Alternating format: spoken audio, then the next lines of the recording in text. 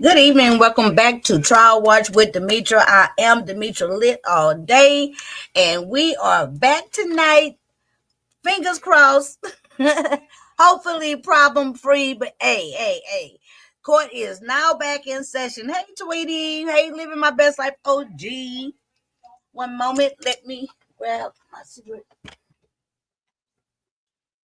All right. I hope y'all are, but I am absolutely ready to get into this killer trial. We on schedule. We had a couple of hiccups, but that's okay. Okay, this is tonight. The actual trial watch begins. The best of trial. And I'm ensuring to you guys that doing this trial watch is going to be 1 week, only this week only. We're gonna get from the beginning to the end, done by Friday. And it's only the good parts. Okay, no more going through the weights and the breaks and all that. So this is the way it's supposed to be set up. So this is the case of Kemia Harris, the trial of Kemia Harris. Okay. Kemia Harris, young woman, young military wife. She served as well as her husband, Tyrone Hassel. On the surface, everything looked great. Everything looked sweet. A good young married family, military, traveling, doing all the right things. So it was seen. Tyrone came home with his new wife to visit the family. Little did he know that his wife had been plotting on him all along. I don't know if all along is right. I don't know if that's the right thing to say. She was plotting on him all along. But somewhere, somehow, she fell in and out of love with him. Started seeing someone else, another military officer to the right, and which seems to be a problem for a lot of people. Divorce just won't work. They have to figure out a way to do the other person in, usually with some type of greedy intentions in play. Okay, so she got discovered to have been a part and planned the murder of her young military husband, Tyrone Hassel. Now, this trial has been a lot of different true crime stories. Not the trial, but the story. Hey, Winter, has been a lot of true crime stories, but I wanted to look at the trial, the best parts, and really talk about some different points that come up. But we have to be into the trial to do that. Okay, so tonight we'll start off with the opening statements. The prosecution opening statement is just 30 minutes. And about the same amount of time for the defense. Okay, I hope everybody had a good day today. I've had a good day. Y'all hit the like for me. And hopefully, once we get this trial going, I'm kind of anxious now to finally get into it. We can get the conversation going. It's a lot of good stuff to talk about. I have my notes. Let me take this down. And it won't be no problems. We'll be sharing the trial. That came with the trying to show the episode last night. Okay. Here we go. All right. Let's see. Opening statements from the prosecution. Thank you. You may begin with your opening.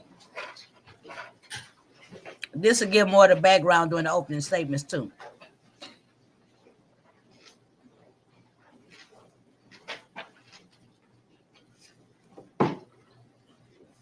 Walk with me up this driveway, and you will find violence. You will find blood. You'll find bullets. And you'll find the body of the United States Army Sergeant Tyrone Hassel III, lifeless on the ground. You know where she at?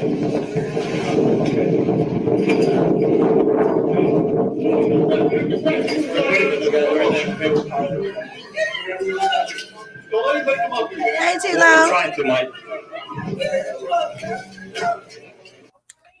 The wife is claiming the whole thing about it, and I'm acting like we watched the thing, but anywho, the whole deal about it, she admitted to it during the interrogation, right, and doing a lie detector. However, her defense is that she was what's the word? Intimidated. Like she was being intimidated, doing false confession. That's her claim. That it was a false confession, and that she really didn't have anything to do it or change it. But that's not what she said at all during her actually it wasn't interrogation, it was the lie detector test, which we will see that. Okay, so the husband was shot in the driveway. And I think what they're doing is they starting off with the body cam footage. What they're finna do right now, the very first scene, during his opening, he finna show the body cam footage of when the 911 got to the house. Okay, and the young lady you're gonna be seeing is the defendant, Kemia Hassel. Yeah, they gave her a lie detector. Okay, so let's see.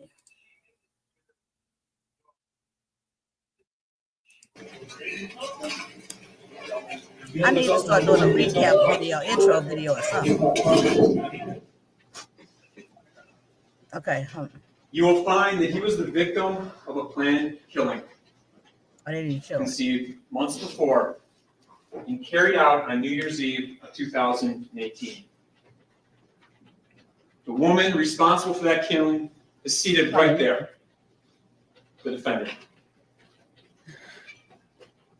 You'll find she had murder on her mind and betrayal in her heart. Ladies and gentlemen, we're here today because the defendant, Kemia Hassel, wasn't happy with her life. Kemia, that's how you say it. And she devised a plan with her lover, Jeremy Cuellar, to have him murdered. In the end, you'll see from the evidence it was all about her and what she wanted. But I think you should meet Tyrone Hassel III. He grew up in the Benton Harbor area. He was the pride of his family. A scholar at Benton Harbor High School, junior ROTC at high school, got a scholarship to go to Grand Valley State University and went there. While at Grand Valley, he decided he wanted to serve his country. So he enlisted in the Army. He took that same work ethic with him and was very successful in the Army. He moved up, gained the respect and the admiration from the people in his unit, and made sergeant at a very young age. Because how he approached his job and the responsibility that he took on.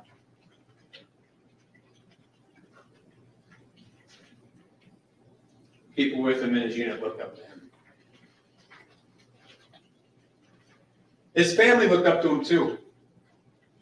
They looked up to him because he looked out for them, always giving to them.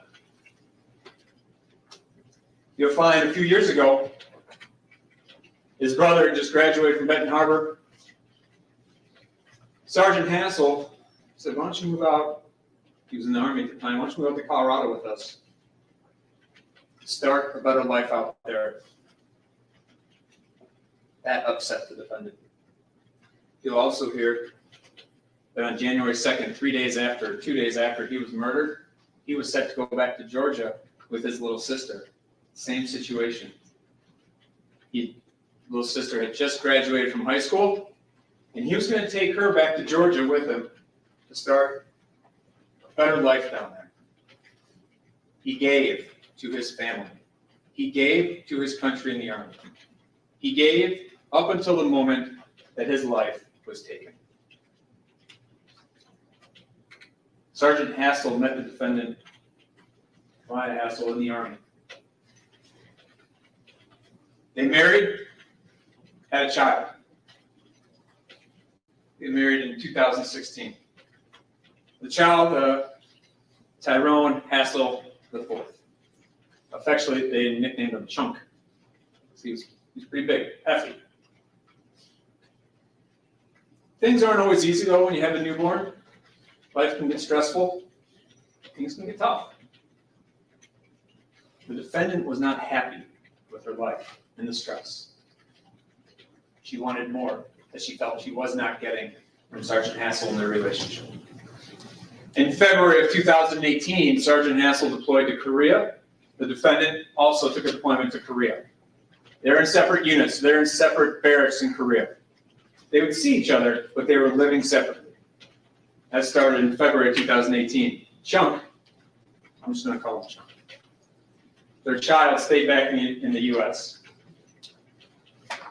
While they were there, Sergeant Hassel called the defendant my queen, loved her. She started to grow distant from him. She was looking for something to fill the void that she felt she had, and found that in someone in her own unit, Jeremy Cuellar. Jeremy Cuellar showed her the affection that she was looking for and what she wanted. Jeremy Cuellar told her, I'm going to take care of you. I'll give you what you need. I can take care of Chunk too. And she wanted that. She had an affair with Jeremy Cuellar. Her and Mr. Cuellar realized they wanted to be together. Now, she could have divorced Sergeant Hassel, but that simply wouldn't work. Because a divorce wouldn't give her everything that she wanted. She wanted to be away from Sergeant Hassel, that's true. But she wanted something else. Money. A divorce wouldn't give her the money she was looking for. But if Sergeant Hassel was killed, she'd get that money. And a lot of it. Life insurance from the Army for $400,000. And that would be her start with Jeremy Cuellar and Chunk as a new family. And you'll hear all about this plan. You'll hear when it was started, talking about it, devising it. You'll hear how it was supposed to work out, and her role in it, and that money was a part of it. And you're going to hear all of this out of her own mouth, in her own words, because she admitted to all of it. So let's go back and start with that plan. Let's start in Korea. And you were talking about doing it in Korea. Yeah. So what happened? Why did you do it in Korea? No, we just planned in Korea. It wasn't to be done in Korea. It was just planned in Korea when we got back to the States. Okay. So they started this plan in Korea when they were out there. And they were careful on the plan because they didn't want to get caught. They thought, well, we can't do it in Korea. It's too small. It's easier to get caught. But once we get back stateside, they're returning to Fort Stewart in Georgia. We don't want to do it down in Fort Stewart. Again, it's too small of an area. Where are we going to do it? Block leave. Block leave is their time around the holiday break where they get their own break to go back to family, to go on vacation, to go wherever they want to go. Jeremy Cuellar was going back to his mother's house, 3114 Moffett Street, Chicago, Illinois. Not far from Berrien County. The defendant, Sergeant Hassel, and Chunk were coming up back to Berrien County. They were going to stay with his family over at 2086 Colfax Avenue in St. Joseph Township, Michigan. Berrien County, Michigan. A few miles from where we are right now. And in mid-December, Sergeant Hassel and the defendant and Chunk came back up from Georgia. Sergeant Hassel, they would see some friends, catch up, even cut some hair from friends, make some extra money, because that's what he was. He's a hard worker, always trying to get ahead. Hustle, working hard. And while he was doing that, the defendant was in contact with Jeremy Cuellar, continually contacting him. trying to figure out how we're going to get this done, how we're going to carry out this plan that we started in Korea, and now we're going to finish in Berrien County, Michigan. And she continued to communicate with him. One of those was through Snapchat. And she said, you know, the Snapchat, yeah, if you look at that, it would make me look like I was pushing this crime. But Snapchat, as you'll see, they delete right away. One of the reasons why they use it. But she'll indicate, yeah, if you had those records, the actual chats, snaps, you'll see I was the one pushing this crime. Because I was calling him into Berrien County. I was calling him and telling him what to do. These Snapchat messages, now I know you're in a different place than you are right now, okay? Are they gonna make you look like you're pushing this? Because you're calling back? Yeah. It's gonna make me look like I pushed it. Okay. All right. Probably calling back, it's gonna get me. She'll admit that she was the one telling him where to go and calling him back. But a couple of days after the murder, she deleted her Snapchat account. So you won't have a whole lot of information from her. They took other steps to make sure that everything went clean. December 31st of 2018 wasn't the only time that Jeremy Cuellar came to Berrien County to commit this murder. He came 3 times prior to that to get this done. And she would be in communication with him, telling him where the victim was, where Sergeant was, where Sergeant Hassel was going to, where Cuellar could find him. And we know that Jeremy Cuellar was in Berrien County to commit this murder because his cell phone would connect with cell phone sites in Berrien County. All the time, she's telling him where he's at. Okay. So you're trying before this with people, because they saw a car sitting there. Yeah, so he wasn't watching before he tried to plan it. He was actually trying those nights, just couldn't make it happen because there were other people with time. Yeah. Okay. And so you're trying to get them separate and stuff like that. And you're Not even just getting him separate, but yes, I was letting him know where he was going and him being back at the house. Like, he'll be on the way to the house, or he's already not, or he's already gone. okay. She was giving the play-by-play. And you'll see her throughout this interview at times giving details and actually correcting Detective Lunguski when he was wrong about something. No, I wasn't actually trying to separate him, as she said there. I was actually trying to give him updates on where he was. So throughout the interviews, you'll see at times, because of the knowledge of what she had, she was correcting Detective Lunguski about what was going on. They couldn't do it at times because other people were around. They didn't want anybody else there to be witnesses because they wanted to get away with it.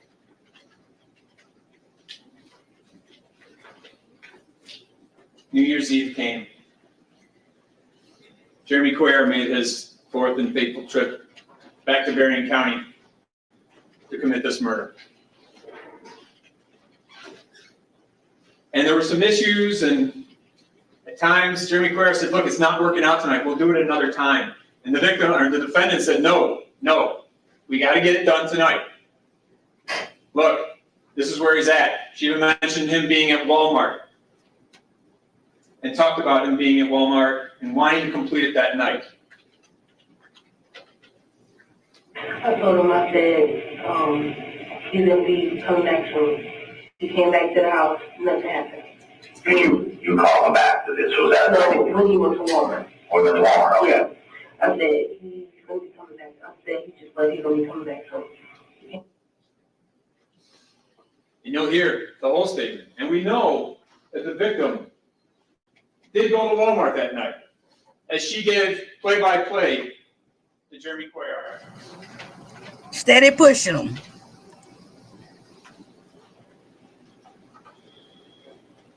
Jeremy Cuellar said, it's not going to work. There's people around. We'll do it another time. And she said, no, it's got to get done on the 2nd.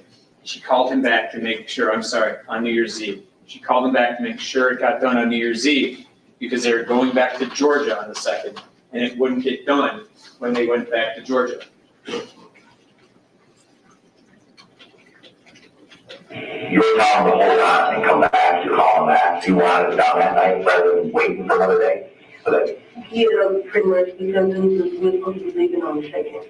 You're supposed to live on the second. We're supposed to be leaving, going back to Georgia on the 2nd. Why did she need it done that night rather than waiting back to Georgia? A couple of reasons. One, Georgia was small. They didn't want to get caught down there. But there was another reason. A selfish reason. Georgia's small.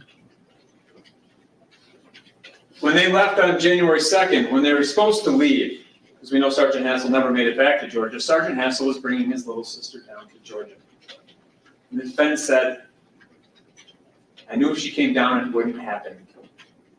And I was already unhappy, and this was just going to make me more unhappy. So that's why she called him back to make sure it got done that night. Right. You didn't want to wait till after the second. Yeah, because after the 2nd, I knew it would happen. I knew that he was going to be living with us, which sisters, and I just knew that I was just going to be more unhappy. Right. And that's how I felt. I was unhappy. Not happy. So that's why the defendant called Jeremy Cuellar back to finish it that night. On New Year's Eve, Sergeant Hassel was at a little gathering a couple miles away. The defendant stayed home with the child. She didn't want to go out. Sergeant Hassel, his father, a couple cousins were meeting a couple miles away. It was a small gathering. And they were making food. And Sergeant Hassel and the defendant had a phone conversation about 10:19 on New Year's Eve about food and him bringing back food for her and for Chunk. And she let Cuellar know at that time, hey, you can't leave. Don't leave. I know you want to leave, but don't. He's coming to bring me food. This is the time. And he was just like, never mind, we'll just try another day. And he was still in the area, and then I said, well, he's about to bring us something to eat. And then that's when he came back. And the defendant knew exactly when Sergeant Hassel was coming to bring him something to eat because he sent an iMessage. And it said, just wrap y'all food up, about to be on the way. She said, okay. And that was at 10:48 Eastern time. Now it says 3:48 a.m. That's universal time. It was subtract 5 hours, 10:48 Eastern time, about 10 minutes before the murder. She knew he was coming back with that food. She called Jeremy Cuellar, communicated with him to get him back. It was just her and her child alone at the house. Nobody else was there, except Jeremy Cuellar waiting outside at her direction. Sergeant Hassel drove back to the home of his parents on Colfax, brought food in, gave it to the defendant, gave it to Chunk, who was still up there. It was the last act that he would do. His last act was giving. It was the last time that Chunk would ever see his father alive.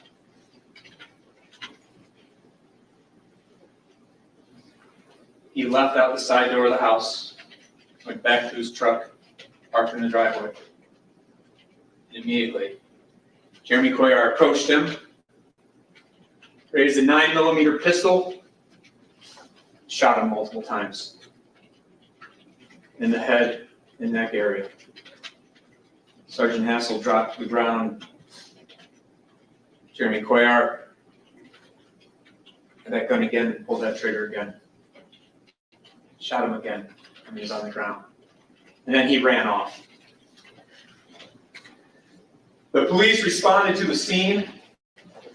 Multiple agencies responded. Sergeant Mike Lanier from St. Joe Township responded. Jeremy Peppers from St. Joe Township, people from St. Joe City, Benton Harbor, Michigan State Police, the Sheriff's Department. On an incident like this, it's all hands on deck. Everybody responds because time is critical. They started the investigation right away, blocking off the scene, collecting evidence, interviewing people. They interviewed the defendant, each time saying, I don't know anything about it, I don't know what could have happened, never mentioning the name Jeremy Cuellar. Almost 11 days later, after a very thorough investigation where they followed every lead, there was a break in the case. So Jeremy Cuellar was down in Georgia, and he told a friend of his what had happened, what he did. An officer in the Army.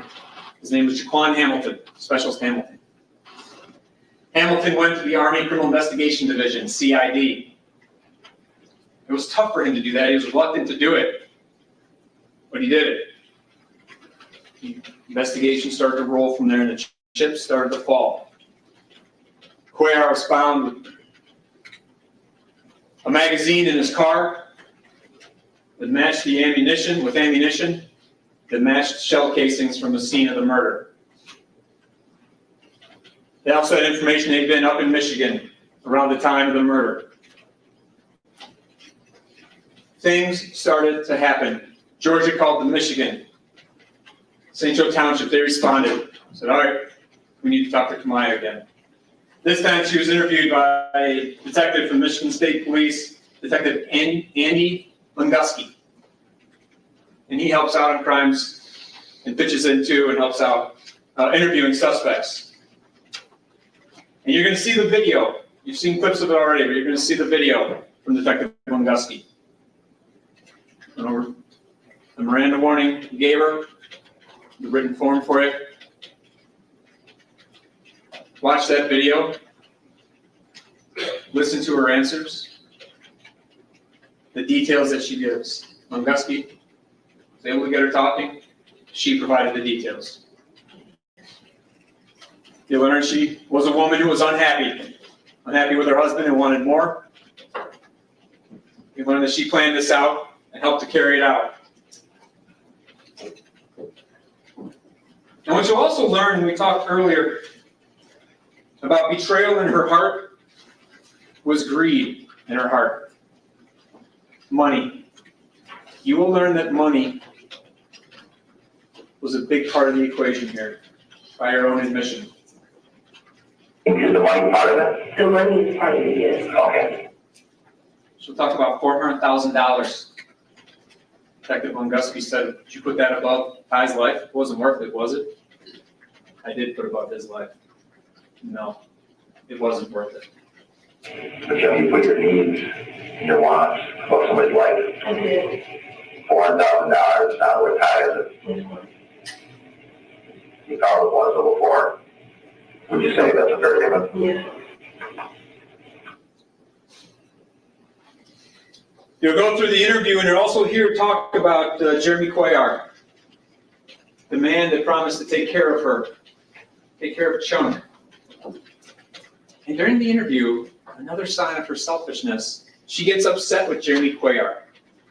Why does she get upset? Well, she says, this was a 50-50 thing. But if he really loved me and wanted to take care of me like he said he would, he wouldn't have given me up like he did. He wouldn't have said this was me and her. He would have just said, no, this was me. This was all my idea. Kemia had nothing to do with it. And she was upset with Jeremy for giving her up. Listen to her. Another act of her selfishness. This was a 50-50 thing. He talked about it to where police were able to call back up here, and he instantly said, this was me and her.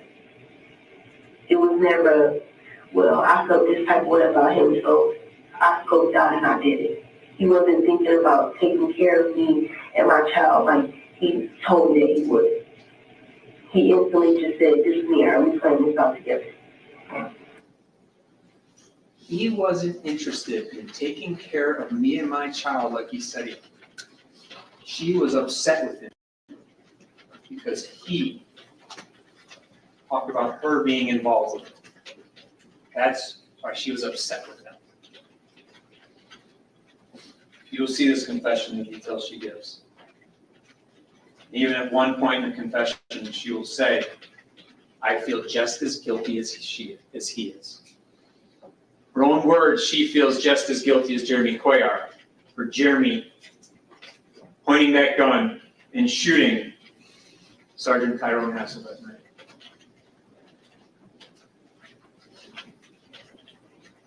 You'll also see, just to make sure there were no issues or no problems, that everything was clear. Detective Lungusky put down some questions in writing for her to answer and wrote out her response, and she initialed it. Just to make sure it was all clear. Did you plan with Jeremy to kill Tyrone? Yes. Her initials in blue. Was the money part of the reason for your murder? Yes. Her initials in blue. Did you try for 4 days to work together to kill Tyrone? Yes. Her initials in blue. And she even added stuff. But other people were with him. So he didn't do it on those days. Her own words. Her own responses.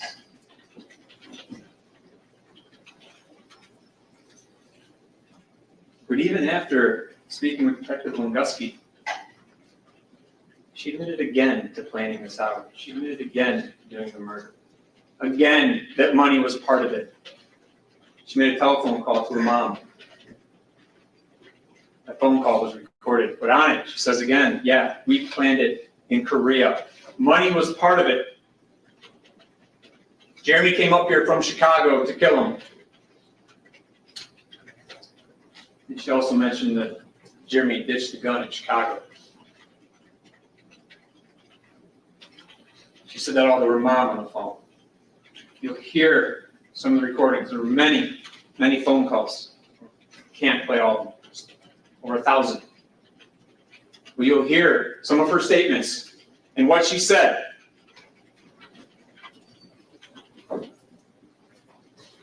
The fact that she admitted to her mom, yes, it was planned in Korea. And some of the phone calls, there's an echo, and it might be hard to understand, but you'll have an opportunity to listen to it as many times as you want to make sure you understand it. You can hear her say, yes, we planned it in Korea. Why did all this come about? It was planned in Korea. And she also talked with her mom. Her mom asked her, come on, is somebody coercing you to say this? Is somebody making you say it? Because this is crazy. This is like a dream. It's like a TV show. Is somebody coercing you? Her response, no, they're not. Mom says, I can't hear you. No, they're not. Somebody coercing you to say this though? Because this doesn't sound like a TV show, a dream. No, they're not, Mom. I can't hear you. No, they're not. In her own words to her mom, nobody coerced her to say any of this.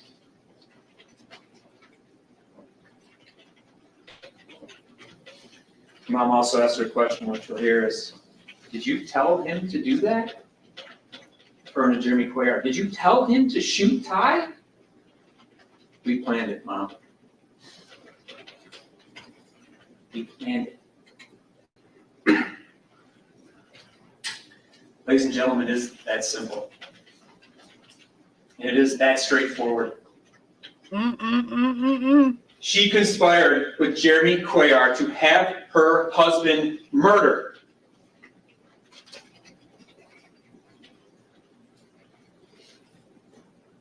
United States Army Sergeant Tyrone Hassel III. She wasn't happy. She'll say, the marriage wasn't that bad, I just wanted more, I wanted it better. The evidence is never going to put the gun in her hand. It was Jeremy Cuellar that pulled that trigger, but it was at her direction. That gun was never in her hand, but her fingerprints are all over this murder. And she'll tell you through her own words what she did. Detective Lunguski, I'm just as guilty as Jeremy Cuellar. Myself, I feel just as guilty as him. Ladies and gentlemen, you can agree with that statement. She's just as guilty as him. And after you listen to all the evidence, listen to the witnesses, look at the evidence, hold her accountable for her actions. Hold her accountable for what she did in bringing about the murder of Sergeant Tyrone Hassel III. Hold her accountable and find her guilty of the crimes against her. I thank you in advance for your time, and I look forward to presenting this case to you. Thank you, Mr. Commissioner.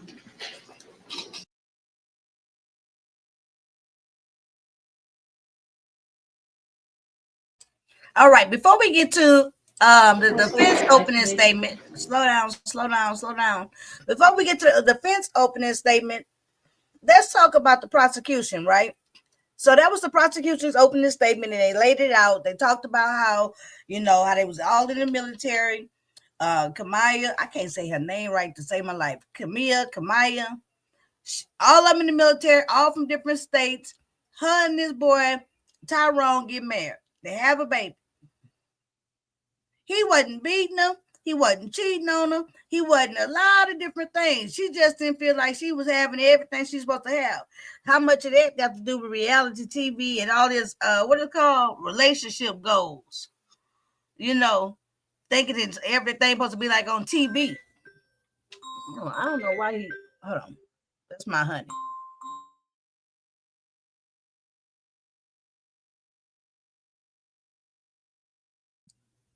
When was she in the interrogation room?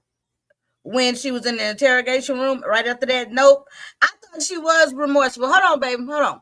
So let's get into the defense. Let me take this call, you guys, and then we're going to talk about it some more. I don't want to have y'all wait. Thank you.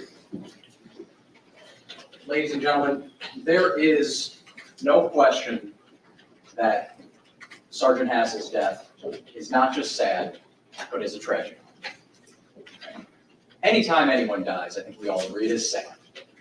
Even when there's someone you didn't particularly like, you find yourself maybe not talking bad about them afterwards after they've died because, there's a certain reverence we give to people who died. It's sad. You don't want to badmouth someone who's not around anymore. And there's no question that it is particularly sad. It is tragic when a young man who, by all accounts, had decades of life left to live, who was a husband and a father. Hold on, y'all. Let me pause it, y'all, because I want to watch with y'all. Hold on. That is. Okay, baby. I'm going to call you afterwards, okay? Y'all, that was my honey, baby. Mr. Honey, Mr. Lit is excited because he didn't have his first fish breed, which is actually called spawning. The fish I gave him, they didn't actually bred in his tank, and he got babies. He thought it was only 3 babies, but when he cut the big light on and fed them, he said there's a whole bunch of them in there. So he excited, y'all. Y'all got to excuse him. But let's take a moment here, right? So Miss Step 219 know exactly what I'm talking about when I said, I wondered, when I said y'all don't think she remorseful for anything, because in a minute during this trial, she gonna do a whole lot of crime. Like she was, and I think, is it remorse when they be crying, or is it shame? Is it guilt? Is it a plethora of all kind of feelings? Can you be guilty as hell and also be remorseful at the same time? I think that's possible. I think like for me, sometimes I want to do something bad, or I do something bad. And, even though I did it, I know why I was doing it. I know what I wanted to accomplish. I do feel kind of remorseful, like, damn, why I can't do no better? Or damn, why I had to do that? Or damn, why I didn't, you know what I'm saying? But there might be regret. Miss Steph 219 say, nope, it's just plain guilt, plain guilt.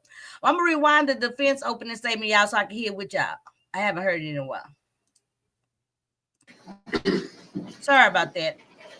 Ladies and Yes, gentlemen, it's possible there for her to is know. no question that Sergeant Hassel's death is not just sad, but is a tragedy. Anytime anyone dies, I think we all agree, it is sad. Even when there's someone you didn't particularly like, you find yourself maybe not talking bad about them afterwards after they've died because, there's a certain reverence we give to people who died. It's sad. You don't want to badmouth someone who's not around anymore. And there's no question that it is particularly sad. It is tragic when a young man who, by all accounts, had decades of life left to live, who was a husband and a father, when he doesn't just die, but he's murdered. That is exceedingly tragic. But as sad as that is, ladies and gentlemen, as good a guy as I'm sure Sergeant Hassel was. Good evening. I'm sure he was great with his family. I'm sure he was a good father to his son. As giving and as loving as a man as he may or may not have been. That doesn't make Kemia Hassel any more or less guilty of being involved in this death. Hearing all the things about his rise through the military, as impressive as I'm sure it was, and as bad as we feel for his family, and I'm not immune to that, I'm human too. As bad as we feel for his family, that doesn't make Kemia Hassel more responsible. It makes us angry. It makes us frustrated that things like this happen. But our job, and your job in particular, is not to take out that anger and frustration and sadness and empathy, to take all those feelings, roll them up, and blame Kemia Hassel for his death. Because that would be a tragedy too, ladies and gentlemen. Think about it. Think about, forget me being a lawyer. Think about this. Convicting someone who's not responsible of murder. That is a tragedy too. Saying to someone who's not responsible for someone else's death, you're responsible, and you will be dealt with accordingly, that is tragic too. And my hope is that all of us together can avoid that second tragedy. And the way that we do so, ladies and gentlemen, the way that we do in this case, the way that we do in any criminal case, is we take a look at the evidence that we have. Now, I am a little surprised to hear Mr. Perangeli talk about Ms. Hassel as sort of the mastermind behind this, because I think there's no question in my mind, and I think Mr. Perangeli and I agree on this at least, that Jeremy Cuellar is directly, no question about it, responsible for Tyrone Hassel's death. There's no question about it, no doubt, reasonable or otherwise. One of the things that you will see, I believe, is you'll see evidence of, as Mr. Perangeli said, a trail of his cell phone driving up from Georgia to Chicago. Then you're going to see him coming over to Berrien County. There's no question that he's here at the time of the shooting. He is clearly involved in this. He's clearly responsible for this. But just because he's responsible does not mean Kemia Hassel's involved. Among the many things I'm not is a licensed therapist, a medical doctor. I don't have a PhD. But I feel confident in telling you that I think the evidence will clearly establish that Jeremy Cuellar is a full-blown psychopath. Forget the fact that he planned to murder someone. I think that alone can put you in a special category. But what he does, ladies and gentlemen, is Specialist Hamilton, he's going to come up here and he's going to tell you, Jeremy Cuellar told him, straight up told him in June of last year, I'm going to do this. I am going to kill this guy. And I'm going to do so because I want to be with Kemia. He never hears anything about this from Kemia. In fact, Specialist Hamilton isn't even sure that there's anything going on between Miss Hassel, between Kemia and Mr. Cuellar. They're on a base together for months and months. And he can't even really say if anything's going on between them in the first place. No. This is Mr. Cuellar's plan. This is his idea. And he sits there and he tells Specialist Hamilton about it. And Specialist Hamilton, for whatever reason, he doesn't tell anybody about this. He doesn't appear to tell his superiors about this. As far as I can tell, he doesn't even tell Kemia about this. He just says, okay, man, that's great. You have your plan, and he goes on his merry way.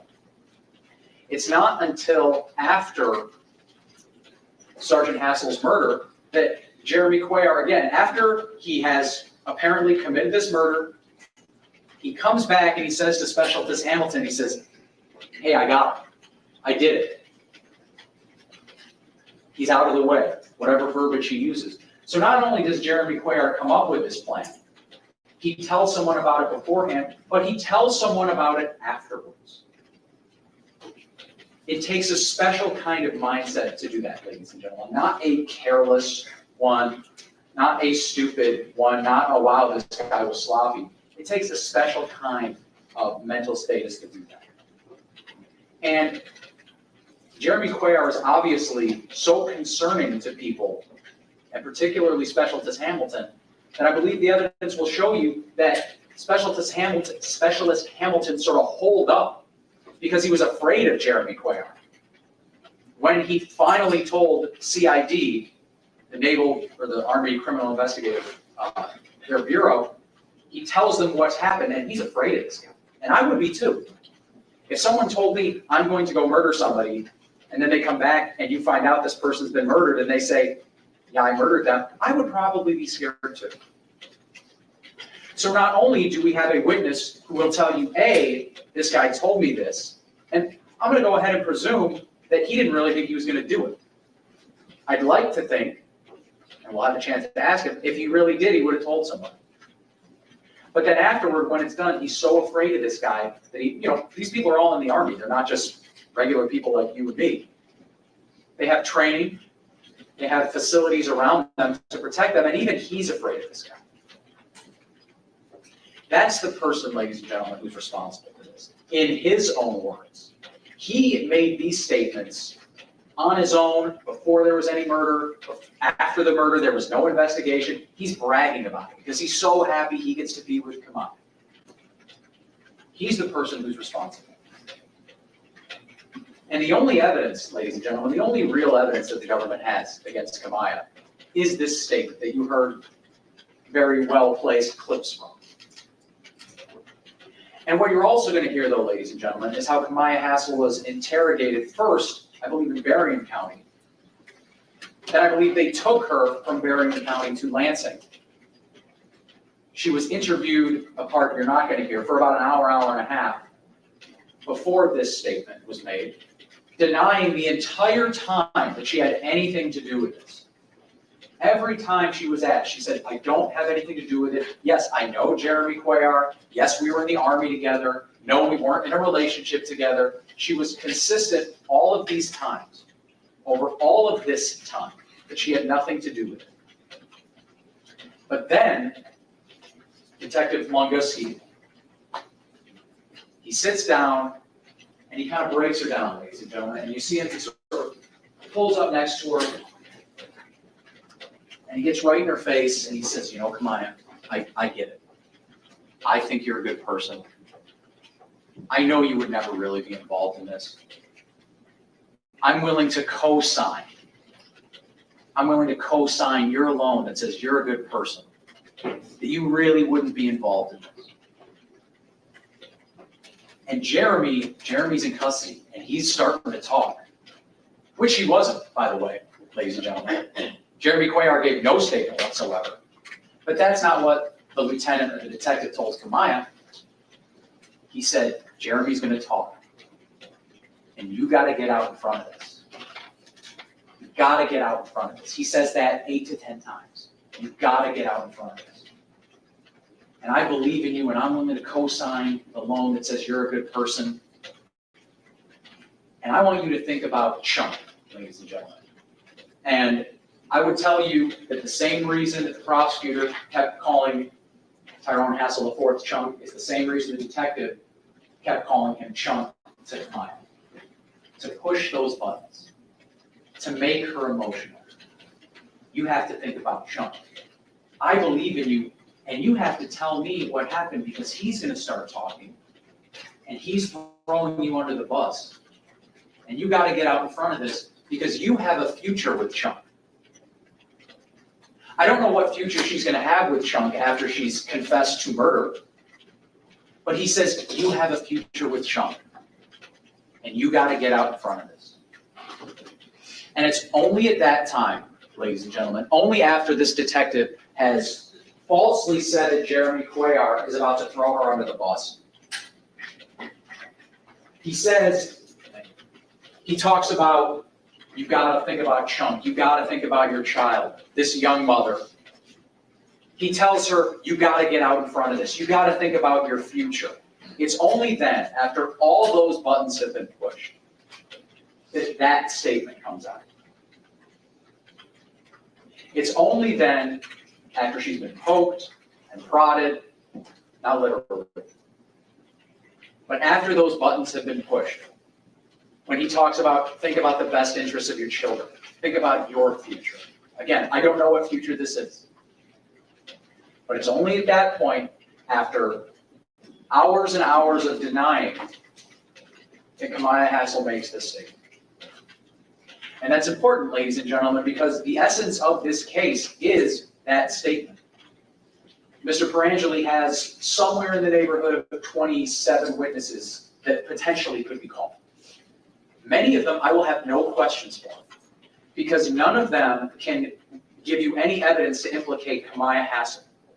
Many of them are what are called fact witnesses. For example, there's a medic who's going to testify, I believe, today, and he's going to tell you, I got to the scene, I responded, obviously I saw Mr. Hassel, we tried to render aid. I will have no questions for this person, because nothing he says can implicate Ms. Hassel. Wait a minute. Okay, I'm not trying to be funny at all. I swear to God, because there ain't nothing funny about this.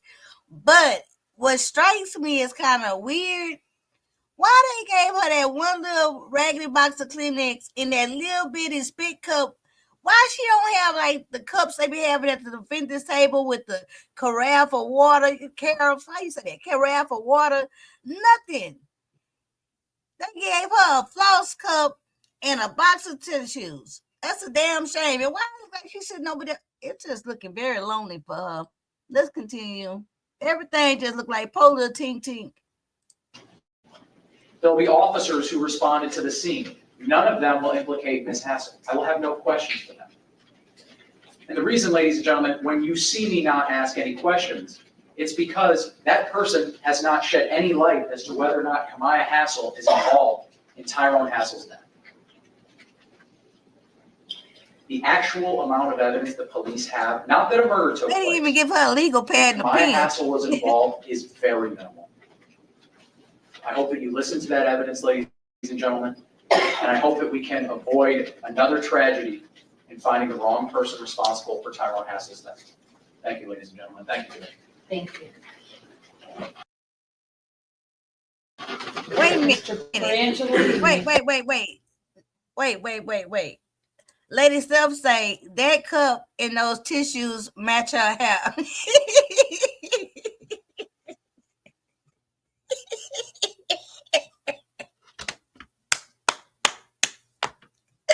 Wait a minute. It all look kind of dry. You look dusty.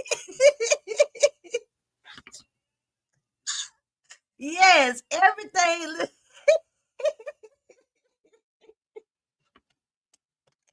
Baby, that table over there looking barren, okay? It's like no hope for that case. They don't even got a lot of times the lawyers and them be having if nothing else, they might not have much of a case, but they at least have a bunch of motherfucking expander files and all type of shit. They ain't got no extra papers over there. She ain't got no pen and pad. Oh my God. You look guilty.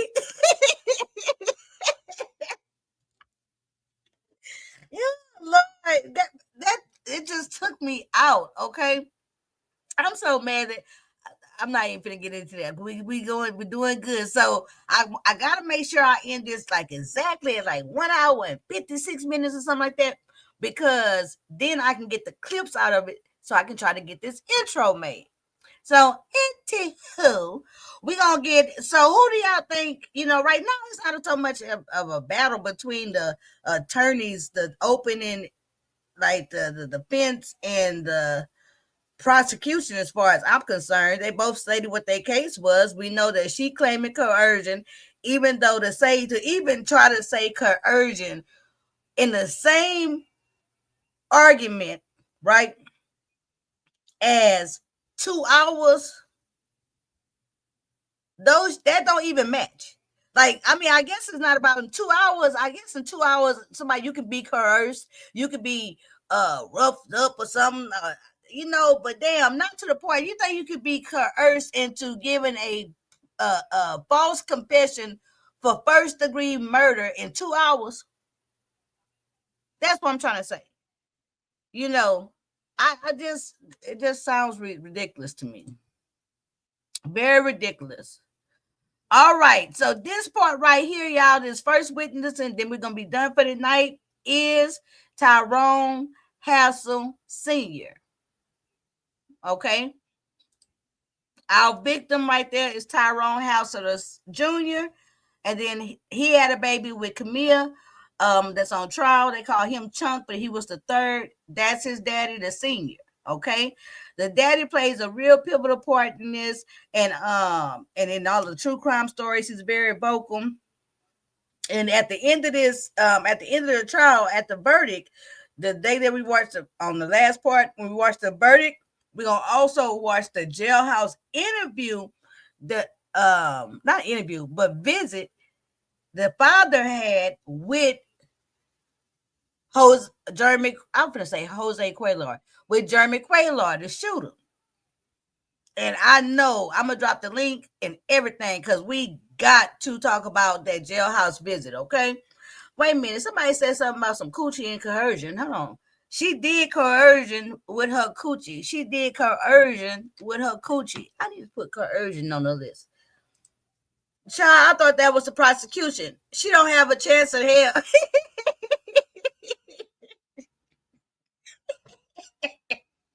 Wait a minute. You thought that? You mean to tell me that whole time the defense attorney was talking, you thought that was the state making its case against her? That's very, very, very scary. Okay. But anywho, I want to get started with this dad. He was the very first witness. I want y'all to just know this is a trigger warning. It's sad. It's sad.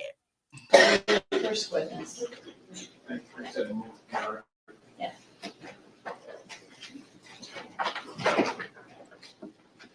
Here, people call Tyrone Hassel II.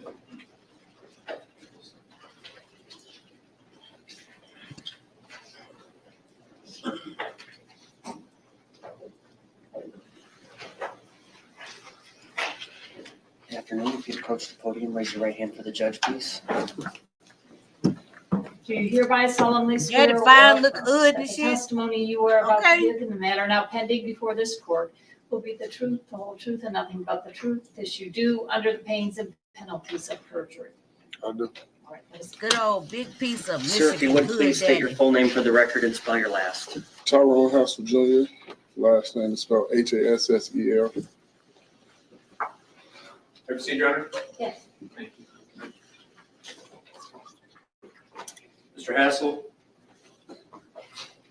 your son murdered at your home in the driveway, New Year's Eve, 2018. Yes. What was your son's name? Tyrone Hassel III, How old was he? 23. Where did you grow up, sir? In Ben Harbor, Where did you go to high school? Ben Harbor High School. Do you participate in activities at Ben Harbor High School? Tons of them. Like what? Basketball, marching band, JROTC, baseball, track. How are his grades? Excellent. Proud of him? Very. After he graduated from Benton Harbor High School, what did he do? He earned himself an honor scholarship to Grand Valley University. Can you speak up just a little bit, okay, sir? Scholarship to GVSU? Yes, Did he attend there? yes,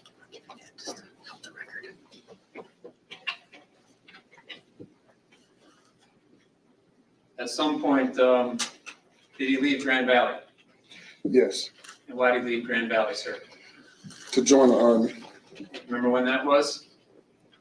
I believe it was in February of 2015. Was he successful in the Army? Yes, Can I approach, Your Honor? Yes. My hand has been marked as People's Exhibit 2. Are you able to recognize that, sir? yes, I do. How are you able to recognize that? That's the day you graduated from basic training. For the Army? I wear it right here. Yes, Is that you in the picture with him? yes, Is that fair and accurate? yes. Can I put submit Exhibit number 2 into evidence? No objection. Number 2 is admitted. I wonder if that's gonna be the same picture. Probably so. He was so proud of his son.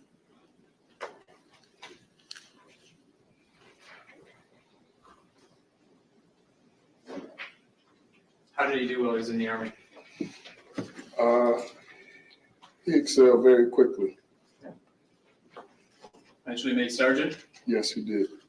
And has been marked as People's Exhibit 3. Do you remember what that, sir? Yes. What is it?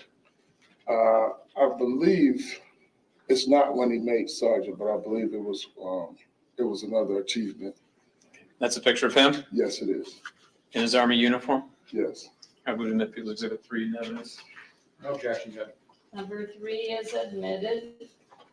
Oh, Number 3 is admitted.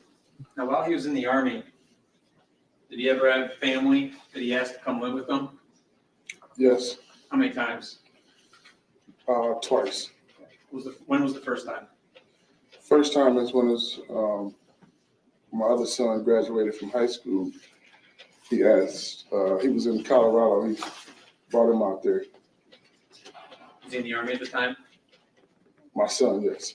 Why did you bring him out there? To get a better life, better opportunity. It's better than Benton Harbor. It's not really much here. So he wanted to give him the same options or different options than just being here in this small town. Mr. Hassel, do you know Kemia Hassel? Yes, Is she here in the courtroom today? yes. Can you please point her out and describe her clothing that she's wearing? She's got on a navy blue suit.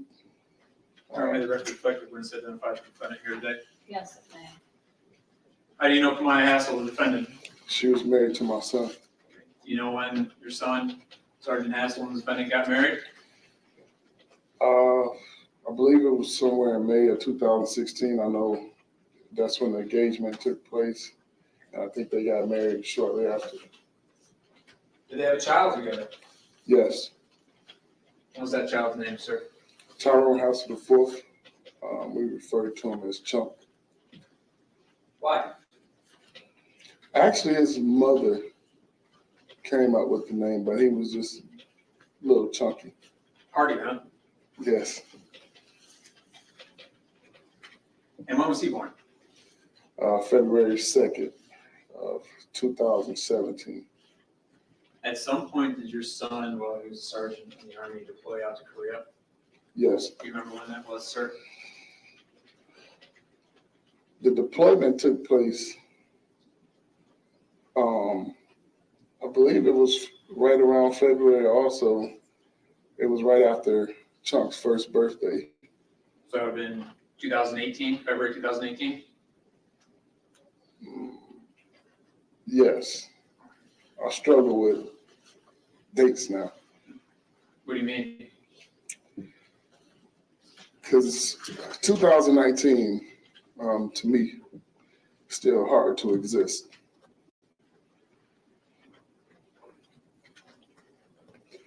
Check as your son? Yes.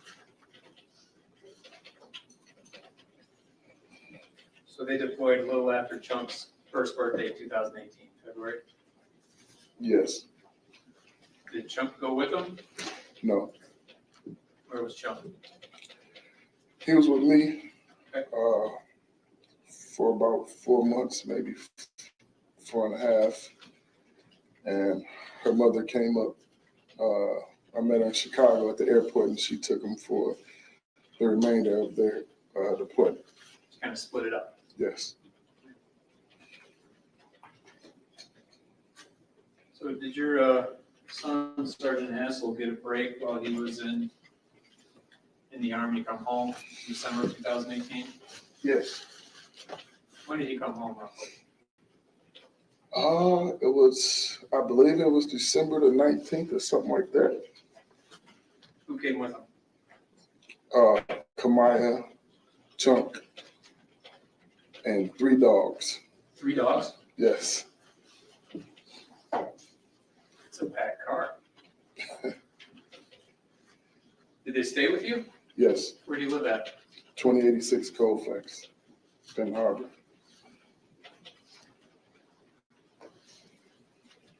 Can I approach, Runner? Yes.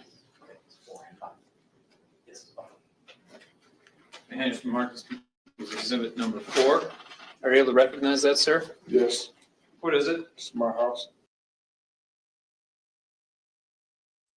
All right, I just Googled it. Believe it or not, the baby, Tyrone the Fourth Chunk, according to this article, February 16, 2024, the baby lives with Kemia's mother. And the grandfather and the other family members say they see him on FaceTime. They see the baby on FaceTime. But I guess the girl mama didn't do it. The girl family didn't do it. He did it.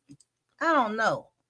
Exactly. It just doesn't make sense. They didn't think about the consequences. Just selfish. Right. It's just absolutely ridiculous.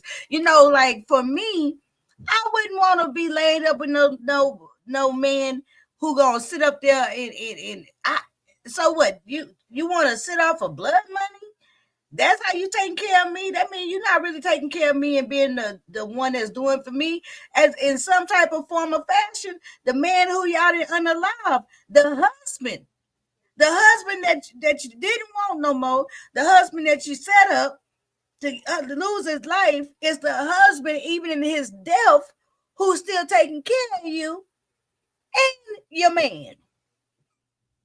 Had it went off the way they wanted it to.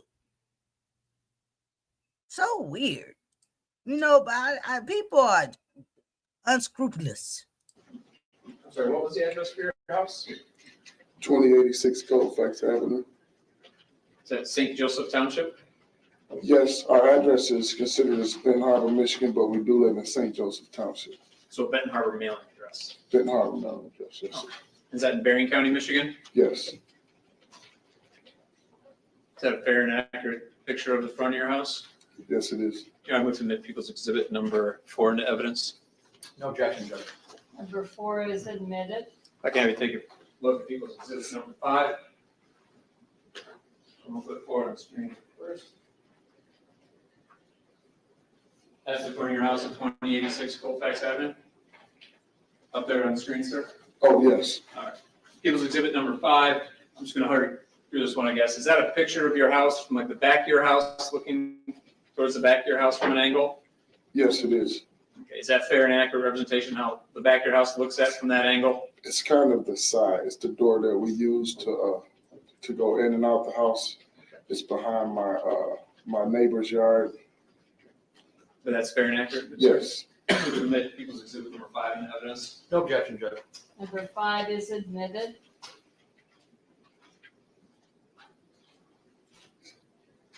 So that's kind of a far off view, so to speak. Yes. Correct. And in looking at this, your house had very short arms. House would be the brown one in the middle, behind those sheds. Correct, sir? Yes. Thank you.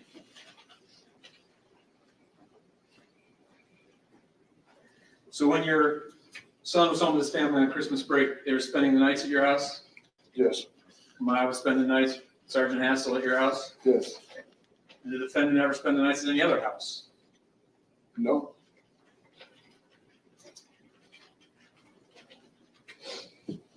What was your son doing while home on break? My son was a very active kid. Well, young man. He spent a lot of time cutting all his friends' hair because he was in town and they got the discount of a haircut. Say discount haircut? Yeah, I Generous. guess you can call it the buddy discount. He played a lot of basketball. He went to the Y a lot. He still tried to stay in shape so he wouldn't be out of shape when he went back off of leave because he had to do PT a lot. So from all the holiday eating. Yeah, he loves to eat. So what? Who else lives in the home with you? My wife, What's her name? Ashanti Hassel, What did your wife do? she works at the ER How long she worked there? about 7 or 8 years. What do you do, sir? I'm a warehouse and delivery manager for a furniture company. Is that local? Yes, How long have you been working there? 11 years. I was looking at furniture today. When It's was your real nice son supposed to leave to go back to Georgia? Initially they was going to leave right after Christmas, but they decided to stay after the New Year. Kamaya said they would stay after the New Year because they didn't have to be back to, they didn't have to report back right away. So when do they intend on going back down? Or did she need more time to get the When job do they done? intend on going back down? After her birthday, When was that? I'm sorry. January 3rd, I think. When they went back down, was anybody supposed to go with them? Yes, Who's that? my son's sister, Kiesia. Kiesia? She a little sister? Yes, Why was she going back down with them? basically the same reason, same way he took his brother. She had just graduated high school and wanted to give her a better opportunity to do other things. Mr. Hassel, I want to talk to you about New Year's Eve, 2018. Okay? Is that the last day you saw your son alive? Yes, Were you guys kind of hanging out before the New Year's? we were. What was going on? Tell the jury. I was cooking. We planned on having a family gathering, and I was in the kitchen cooking everything, different flavored chicken, meatballs, some shrimp, and I don't remember everything, but we were just having a couple drinks and enjoying each other as family. How many people were there? 7, 7 people? yes. At some point, did your son leave that gathering? 10:57. Was the defendant at that gathering? No, Why did he leave? to take his wife some food. So this was a little bit before 11 o'clock. Yes, Did you talk to him about coming back? yes. Was he coming back to the gathering? Yes, I told him to hurry up back before midnight. In Ben Harbor, at midnight on New Year's, everybody shoot their guns. So I don't allow my kids to be out at midnight. And I believe I looked at my watch, which it could have been a little fast or a little slow, but on my watch it was 10:57 when he walked out the door. Unfortunately? Yes. Hands from Marcus Peoples Exhibit 100. Is that a photo? Dang, I had to pause that because damn, I was like, why her ass wasn't at the New Year's Eve? If y'all on leave, you're not from the same state. You didn't know these people, and he got a baby. You know what I'm saying? Why not be over there with his family, with the baby? With why is she over there by herself? But it's to bait him to come to the house and bring some food. Ooh, cold blooded. Photograph, sir? Yes, Are you able to recognize one of the people in that photograph? yes, Okay. Are you able to recognize your son in that photograph? yes. Okay. So there's two people in that photograph, one on the right, one on the left. Which one's your son, sir? The one on the left. And you know, was that taken on New Year's Eve? Yes.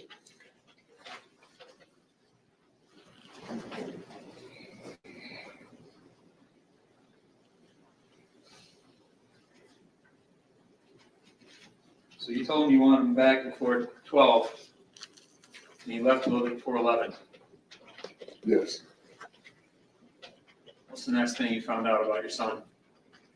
That he had been shot. When did you find that out? Shortly after he walked out the door. Who told you? Kemia. When you heard that, what did you do? I panicked. I couldn't believe it because he just walked out the door and he wasn't with anybody. So I was running in circles for a minute, and I just ran out and jumped in my truck and flew to my house. Sir, my name was from Marcus Peoples Exhibit 6. You able to recognize that photograph, sir? Yes, Is that a picture from the night? New Year's Eve, 2018? yes, Is that a fair and accurate picture of how it looked that night when you arrived, for the most part? when I arrived, he was still right there. Okay. But that's a fair and accurate photo of the scene after the police finished doing their work in the medics. Okay.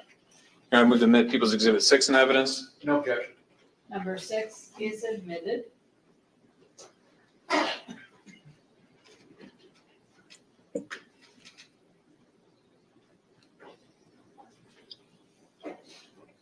And take a look at People's Exhibit number 7. Is that just a closer up of People's Exhibit number 6? Yes, Fair and accurate, sir? yes, I move to admit People's Exhibit 7 in evidence. Without objection. Number 7 is admitted.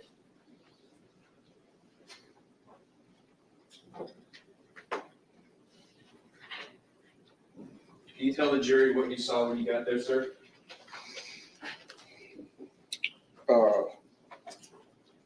when I arrived, the paramedics was already there. I saw them trying to put my son on the gurney, I believe it's called. On the first attempt, he slipped, and then they put him on there. And when they lift him up, I saw my son, back of his head explode out, and his eyes were open.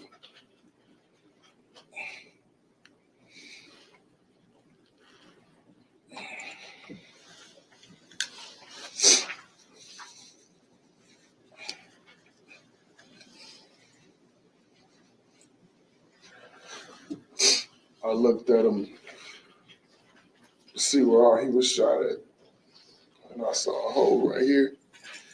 Now, when you say right here, you're indicating, just for the record, sir, I'm sorry to interrupt, on the right side Of of the his ear, face. right under the ear.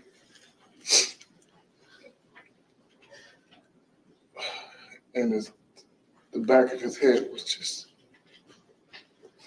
this big.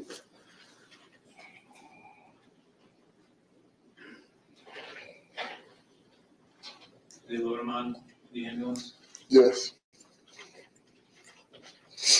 Did it look good to you at that point? no. I knew it at that point that my son wasn't gonna make it. And I just was trying to stay out their way and let them do their job. I remember Kemia trying to jump in the ambulance with him, but I grabbed her back.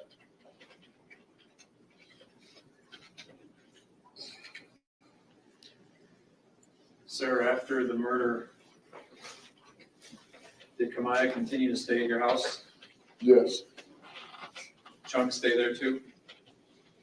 yes,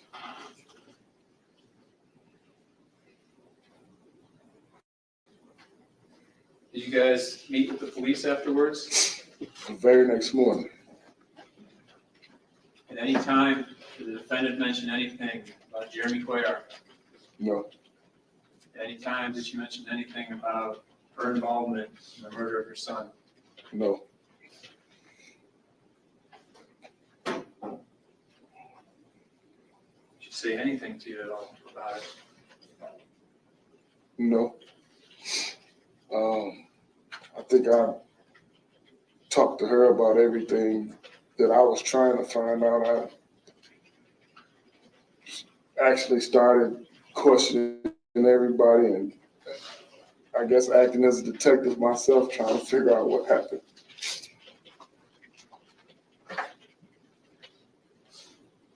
Later on January 11th, did you get a call from the police?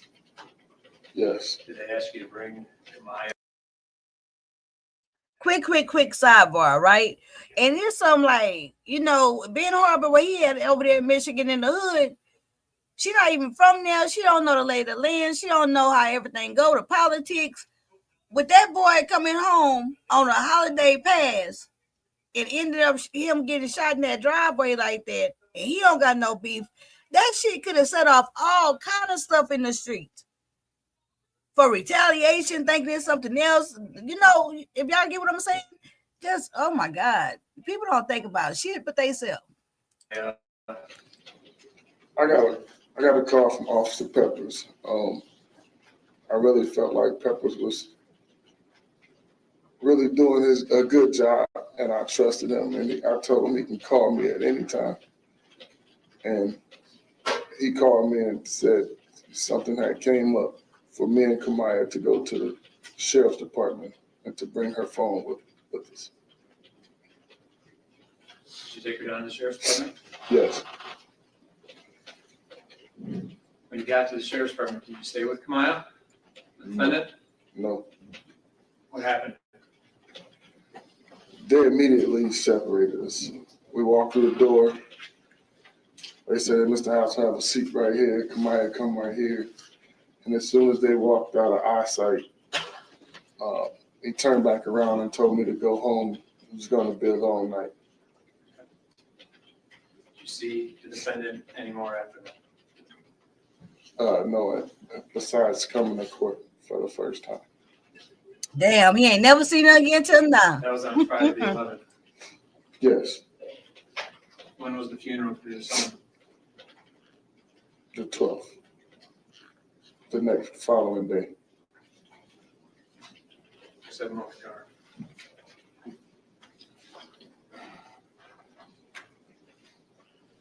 Damn, I wonder if she was arrested after that interview, and did she go to the funeral, or she Judge, I have no questions for Mr. didn't Hassel. go to the funeral? That's interesting. Thank you, sir. You may step down. Will the witness be excused? Okay. Okay. You are excused, sir. What? That's a good thing. What? That she didn't go to the funeral? Yeah, that is a good thing. It had already had a lot of enough with her just sitting there. I wish they didn't show. Let me see, because for some reason they not showing the pictures and stuff, and we got a little time before I have to end it. I don't want us to get ahead of schedule with what I plan to show y'all with the trial. So let me real quickly see if I can show the body cam footage that they didn't show us. Let me push mute so I won't be in y'all ear. One moment.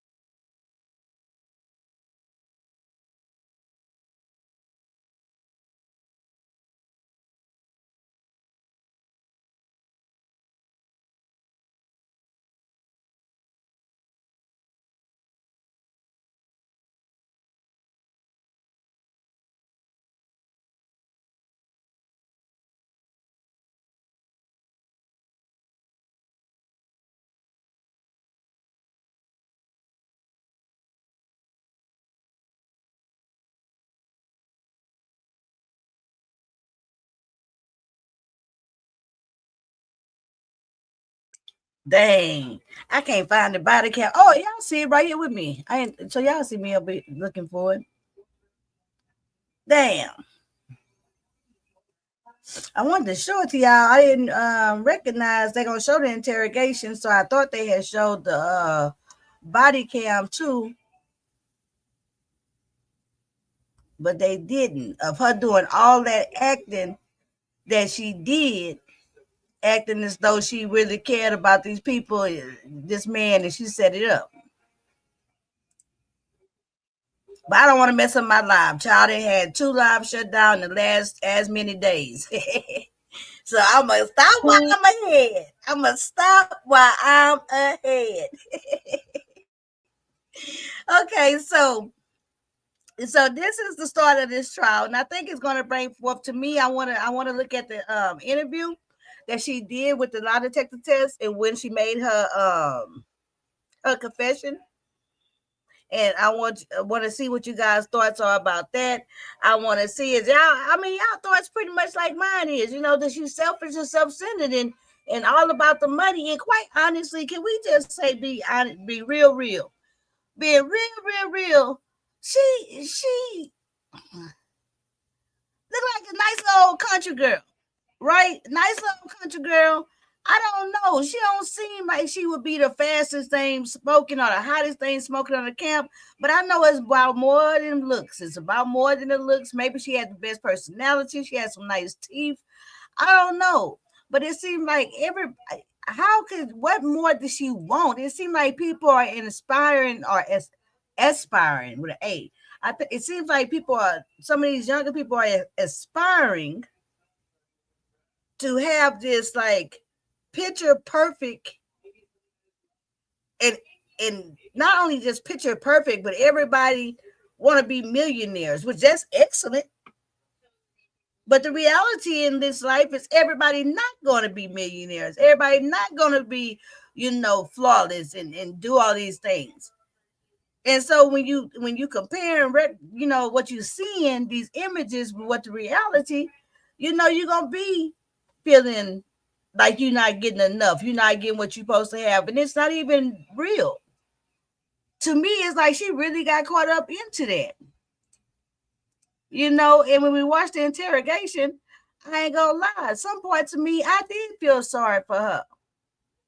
I really, really did. And I don't think I'm a bleeding heart at all. Because I can't stand what she did. I hate what she did. I hate how conniving she was. I hate how she sat up in the people's face, how she did all that. So I don't have no bleeding heart for her. But, she gonna be regretful and remorseful for the rest of her life. She had it picture perfect. What she wanted was gangster peen. But the dude she messed with wasn't no killing, no gangster. He was in the service doing his thing too.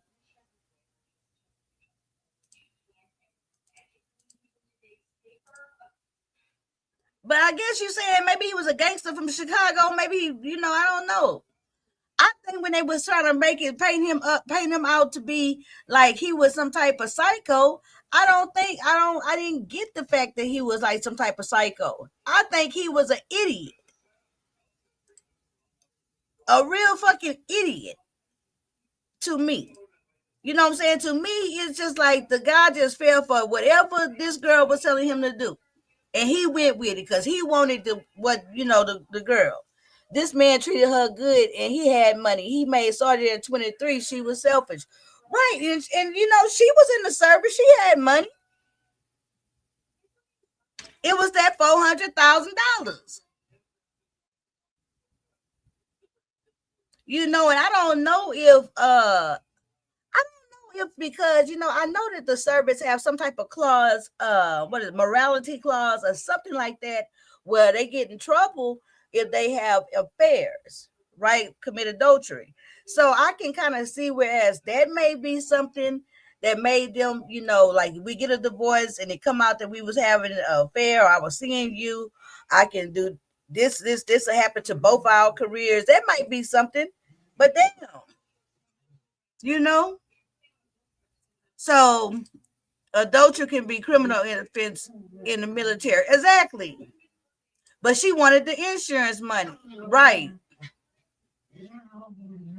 $400,000. And then you think, you think, how do you think a relationship gonna work, right? What's the thought that goes into the fact of, damn, if me and my lover, my paramour, if we frolicking and come up with a plan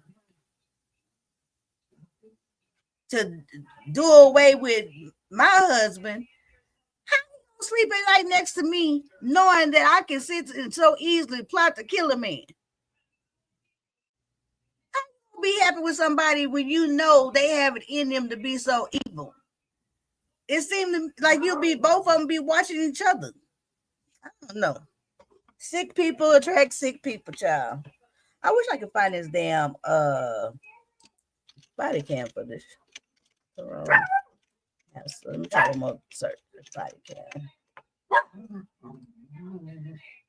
Y'all hear the dogs? They fight hard down now. Nah, I can't find it. I'll try to get it. I didn't realize they didn't show it on here. Yes, it's illegal to have an affair in the military. They both was dumb as fuck. Right. You can get a dishonorable women. You can get a dishonorable discharge. You can get a criminal charge and loss of all benefits. Exactly. And it wouldn't have just been for one person. It would have been for two of them. You know, because her and her little boyfriend was both in the service too. So they planned on raising his baby with his blood money. Yes. Yes. Nobody would be sleeping. And there's no way in hell that relationship between them would have worked out. So then what? You know, crazy. Too much TV, too much TV, too much TV. So I'm going to go ahead and end it right here tonight, you guys. Tomorrow night, we're going to see the interrogation. No, the interrogation part and then interview part. And then we're going to also see tomorrow night the actual lie detector, okay? Because that's when it get real interesting. And we're going to see if, number one, do we see any signs of coercion? Do we see her looking fatigued? And I want to talk about her demeanor and discuss with you guys and get y'all opinions on her demeanor and when she giving that interview. And when, you know, I think for real, for a moment there, we'll talk about it. I really felt for her. You know what I'm saying? Like, I felt like she got it in that one moment, right? So thank you guys for joining me. This is Trial Watch with Demetra. This is Killer Cases. In this type of format, we start on that Monday. Boom. By the end of the week, we got the verdict and everything. So keep tuning in. Thank y'all for the support. And y'all have a great night. Don't let yourself be coerced to do anything else. Good night. Court is adjourned.